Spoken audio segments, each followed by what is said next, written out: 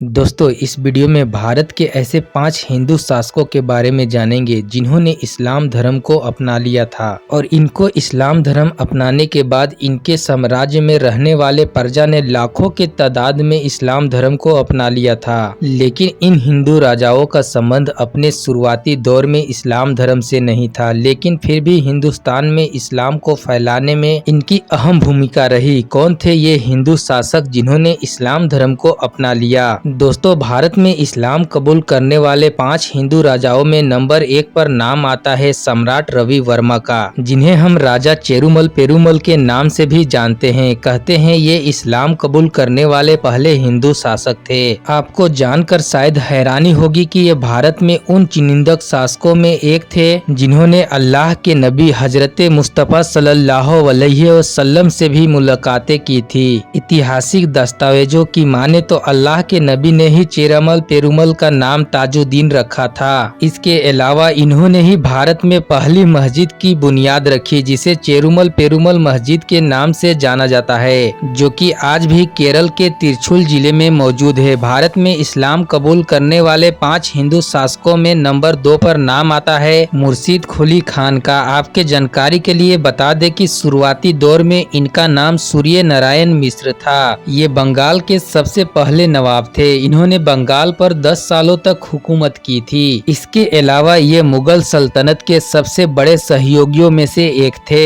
हिंदुस्तान का सबसे बड़ा कारवासराय का निर्माण भी इन्हीं के शासक काल में हुआ था। आपको जानकर शायद हैरानी हो कि इन्होंने कई सालों तक मुगल बादशाह औरंगजेब के साथ मिलकर काम किया और औरंगजेब ने ही इन्हें बंगाल का दीवान बनाया था। इसके अलावा इनके दौरे हुकूमत में बंगाल के सरहदें ढाका और बिहार तक फैल गई थी। कहते हैं औरंगजेब ने ही मुर्शिद कुली खान के नाम पर ही मुर्शिदाबाद शहर का नाम रखा था, जिसकी गिनती उस दौर के सबसे आधुनिक शहरों में होती थी। दोस्तों भारत में इस्लाम धर्म अपनाने वाले हिंदू शासकों में नंबर 3 पर नाम आता है राजा सोनपाल का। आपके जानकारी के लिए बता दें ये कोटला के अधवंशी राजपूत राजा लखन लाल के बेटे मेवात के सबसे बड़े शासक थे। और आपको बता दें राजा सोनपाल ने सन 1355 ईस्वी में इस्लाम से प्रभावित होकर इस्लाम कबूल कर लिया था। इस्लाम कबूल करने के बाद इन्होंने अपना नाम सोनपाल से बदलकर नहर खान रखा था। नू के मशहूर किले कोटला का निर्माण भी राजा नहर खान ने ही करवाया था। इसके शासक काल में बड़ी तादाद में लोगों ने इस्लाम धर्म को अपनाया। जानकारी के लिए बता दे दिल्ली के सल्तनत सुल्तान फिरोज तुगलक सल्तनती शासक थे। भारत में इस्लाम कबूल करने वाले 5 हिंदू शासकों में नंबर 4 पर नाम आता है नसरुद्दीन खसरो शाह का। सन 1277 गुजरात में जन्मे नसरुद्दीन खुसरो शाह ने जब इस्लाम को कबूल किया तो पूरे गुजरात में उस वक्त तहलका मच गया था।